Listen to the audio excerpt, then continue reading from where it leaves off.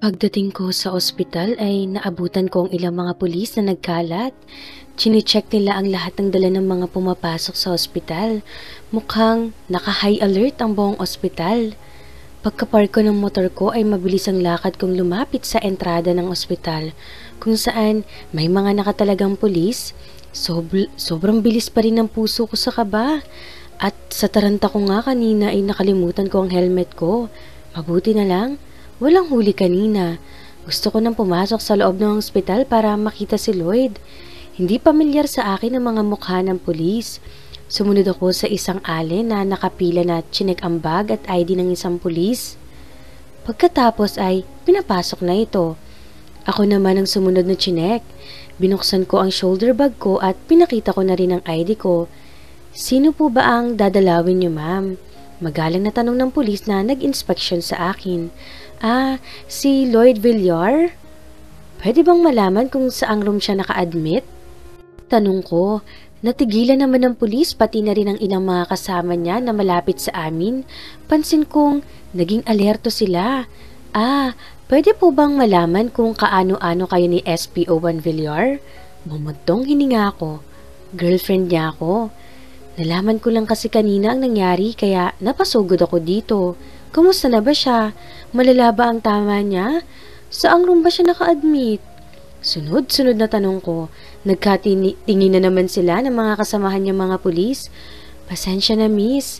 Hindi namin masasagot ang mga katanungan mo. Hindi rin muna namin tumatanggap ng mga dalaw ang mga kasamahan namin pulis sa loob. Maliban lang sa mga kamag-anak. Sabat ng isang babaeng pulis na bigla na lang sumulpot sa kung saan. Maganda siya pero mataray ang mukha. Girlfriend daw siya ni Lloyd. Julia, sabi ng pulis na nag-inspection sa akin kanina. Nagtaas naman ang kilay ng babaeng pulis na Julia ang pangalan. So, girlfriend lang siya at hindi kamag-anak. Malinaw ang utos na kamag-anak lang muna ang pwedeng dumalaw. Kaya kung ako sa'yo, umuwi ka na lang, miss. Ani Julia at tinignan pa ako mula ulo hanggang paa. Parang may pumitik na ugat sa sentido ko dahil sa inasal ng babae. Ganito ba ang mga babaeng pulis? O siya lang? Humugot ako ng malalim na hininga para pigilan ang sariling makipagbardagulan sa babaeng pulis. Sa halip ay hinarap ko na lang ulit ang lalaking pulis na una kong kausap.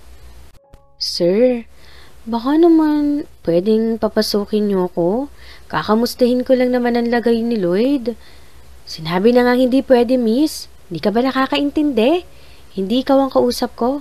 Putol ko sa sasabihin ng intrimitidang pulis na si Julia. Sabay irap. Sabat ng sabat, di naman kausap. Epal. Napanganga naman si Julia, pati na rin ang mga kasamahan niya.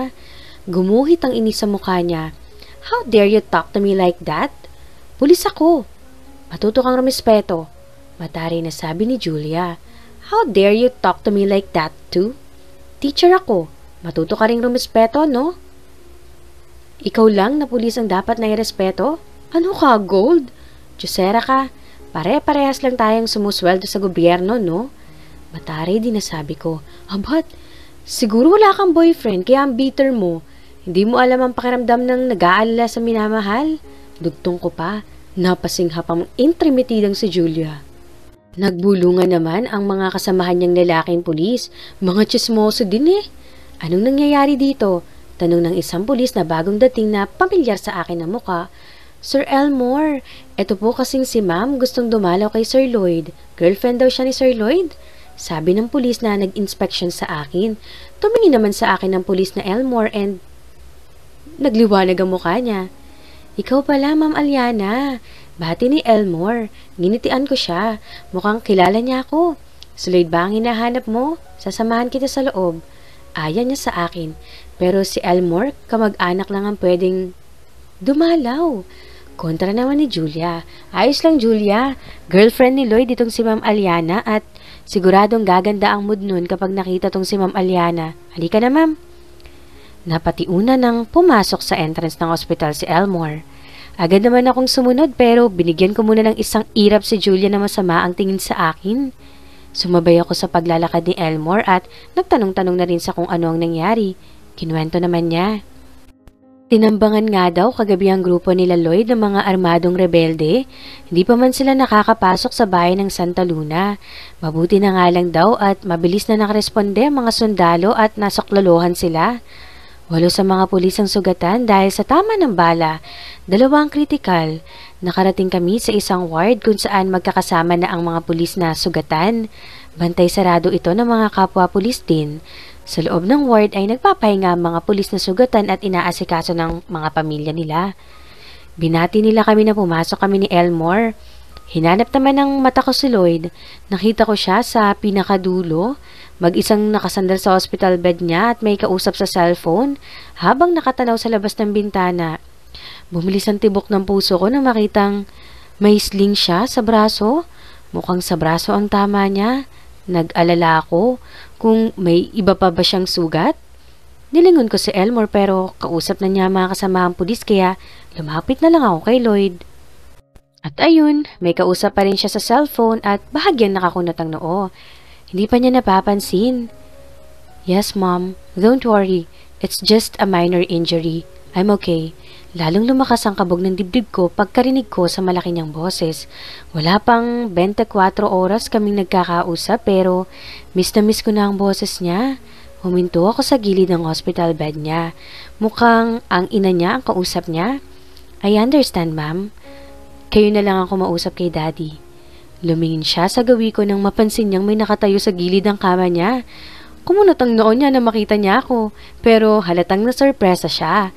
Nginitian ko naman siya. Okay, Ma'am. I'll call you again later. Bye. Pinatay na niya ang cellphone nang hindi inaalis ang tingin sa akin. Sweetheart, what are you doing here? May pasok ka. Imbes na sagutin siya ay lumapit ako sa kanya at niyakap siya ng mahigpit. Pero syempre, iniingatan kong wag masagi ang braso niyang may sling.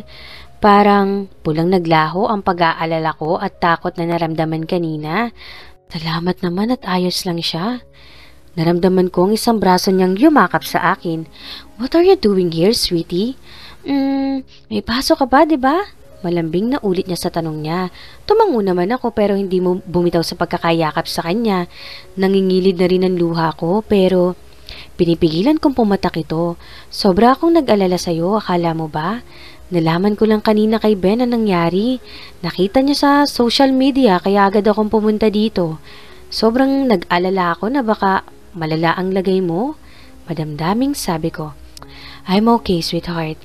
May tama lang pero hindi naman malala. I missed you. Anas niya at hinaplos-haplos ng isa niyang kamay ang likod ko. Hinalik-halikan din niya ang gilid ng ulo ko. I missed you too, sabi ko at humiwalay na ng yakap sa kanya. Pero ang isang braso niya ay nakapalupot pa rin sa bewang ko. Sinimangutan ko siya. Sabi ko sa'yo, diba? Huwag kang magpapatama, diba? Ngumisi siya. Anong gagawin ko? Maraming kalaban eh. Lumuso ako. Nakuha pa niyang ngumisi. Ang sarap kurutin sa braso kung wala lang injury.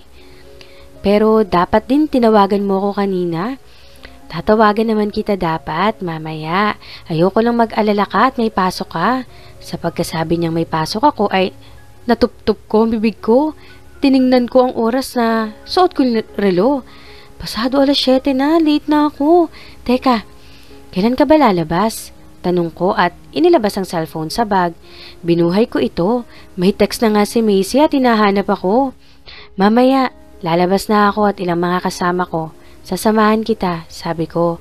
Magde-text na lang ako kay Macy at kay principal na hindi ako makakapasok dahil may emergency. Hindi pwede, sweetheart. May klase ka pa. Pumasok ka na. Pero wala kang kasama dito.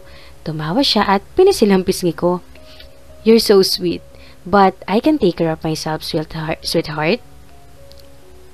Nakita lang kita ngayon, maganda na ang pakiramdam ko. Nabawasan na ang sakit ng braso ko. Naalarma ako sa sinabi niya na masakit ang braso mo? Nakainom ka na ba ng gamot? Tarantang tanong ko at di malaman kung paano titingnan ang nakaisling niyang braso. Di ko alam kung saan ang tama niya. Sa braso ba? Sa balikat o sa dibdib? Nakainom na ako, sweetheart, at hindi na siya ganun kasakit. Bumuntong hininga ako. Hay, sa totoo lang, di ako sanay na makita siyang ganito. Bagamat sugatan at may isling ang braso ay brusko pa rin ang dating niya. Wala na akong nagawa nang ipagtulakan niya akong pumasok na sa school. Inulan pa kami ng tukso ng mga kasamahan niya nang halikan niya ako sa labi. Kaya lumabas ako ng ospital na pulang-pula ang mukha. Di bale, mamaya ay pupuntahan ko na lang siya sa bahay niya. Dumating ako ng school na late na late. Ayun, pinagalitan ako ni Miss Makalalad. Bakit? Asawa mo na ba yun? Sigmat sa akin ni Miss Makalalad. Hindi po, boyfriend ko po. Nakangusong sabi ko. Di pa pala eh. Kung makaano ka, ko, ikaw talaga lagi ang nagpapasakit ng ulo ko. Isang late mo pa. Magre-request talaga akong ipalipat ka sa ibang eskwelahan. Lalong nang haba ang uso ko sa sinabi ng principal, pero hindi na ako sumagot para hindi na humaba ang usapan. Lagi naman niyang sinasabi yan sa tuwing nalilate ako. Pang ilang late ko na to pero nandito pa rin ako. Sige na, bumalik ka na sa klase mo. Kanina ka pa hinihintay ng mga estudyante mo. Opo, sorry po ulit. Lumabas na ako ng principal office at pumunta na sa classroom ko. Nadaanan ko pa ang classroom ni Macy. Nakita niya ako. Nagtanguan na lang kami. Alam kong mamaya ay uulanin niya ako ng tanong. Aligaga ako sa pag-aayos ng 2 container na may lamang 2 putahe ng ulam at kanin sa isang eco bag. Paglabas ko kanina galing school ay dumiretso ako sa palengke para bumili ng ilulutong ulam para kay Lloyd. 2 araw na mula nang makalabas siya ng ospital at nagpapagaling ngayon sa bahay niya. Kaya 2 araw na rin ako nagpapabalik-balik sa bahay niya para hatiran siya ng pagkain. Ang sabi nga niya, wag ko na daw siyang ipagluto at umorder na lang daw kami. Alam daw kasi niyang pagod ako dahil galing akong school tapos ipagluluto ko pa siya. Sapat na daw sa kanya na pinupuntahan ko siya sa bahay niya. Sus! Ano naman ang silbi ko bilang girlfriend kung hindi ko man lang siya ipagluluto? May kasama naman siya doon na umaalalay sa kanya. Yung katiwala niya na mag-asawa na kapitbahay lang din niya. Hindi pa kasi okay ang braso niya at balikat niya. Sa balikat pala ang tama niya at ang braso naman niya ay may bali. Nakuha daw niya yon sa pagtalon niya sa sinasakyan nilang police truck habang pinapaulanan sila ng bala ng mga kalaban. Hays! Kapag naiisip ko nangyari sa kanya at ng mga kasamahan niyang pulis, nang gabing yun, kinikilabutan talaga ako. Natatakot ako. Naiisip ko, paano kung hindi sila nakaligtas? Baka pinaglalamayan na sila ngayon. Parang may kamay na pumiga sa puso ko sa isiping yun. Ayokong dumating ang araw na gano'n ang mangyari sa kanya. Ayoko. Natatakot ako. Pwede bang mag-quit na lang siya sa pagpupulis? Ay, bumuntong hininga ako. Tiningnan ko ang oras sa suot na relo. 6:30 na ng gabi. Tamang-tama, pagdating ko sa bahay ni Lloyd ay kakain na lang kami. Pumunta ako sa kwarto at nagpalit muna ng damit. Chang, alis na po ako. Paalam ko kay Chang na katsismisa na naman si Aling Aida. Kaninong buhay na naman kaya ang sinisira ng 2 to? Char! O sige, mag-iingat ka sa pagmumotor at wag ka masyadong magpapagabi ha? Pili ni Chang sa akin. Opo, pinagtabi ko na rin po kayo ng niben ng ulam nyo. Mag-ingat kung sinabit sa hook ng motor ang eco bag. Sa compartment sana kaso lang ay hindi kasya. Sinuot ko na rin ang helmet ko. Binuhay ko ang makina at nilabas na ang motor na sa maliit naming gate. Bumusina pa ako. Nakasulubong ko pa si Ben na papunta sa bahay namin. Kinawayan niya lang ako. Wala pa namang 10 minuto ang biyahe papunta sa bahay ni Lloyd. Katamtaman lang ang bilis ng patakbo ko sa motor. Alam mo na, baka kasi matapon ng sabaw ng ulam na daladala ko. Ilang minuto pa ay nasa harap na ako ng bahay ni Lloyd. Bumusina ako para ipaalam na nandito na ako. Napansin kong may magarang sasakyan ang nakaparada sa labas ng gate. Mukhang may bisita siya. Bumaba ako ng motor at tinanggal ang helmet. Nakita ko na rin lumabas ng bahay si Lloyd. Naka-t-shirt na gray siya at cotton shorts. Kahit ganun lang suot niya, malakas pa rin ang dating niya. Sweetheart! Bati niya sa akin paglabas niya sa gate. Lumapit siya sa akin at hinalikan ako sa pisngi. Kinuha niya ang eco bag na nakasabit sa hook ng motor ko. May bisita ka ba? Tanong ko. Yes, dumating sila daddy at mommy. Kaswal lang nasabi niya. Nanlaki naman ang mata ko kasabay ng pagbilis ng tibok ng puso ko. Nandyan ang daddy at mommy mo? Tumango at tumawa siya sa reaksyon ko. Yes, sweetheart. At kanina ka pa nila hinihintay. Halika na sa loob. Kinabahan ako. Ngayon ko palang makikita ang mga magulang niya. Bakit masungit sila?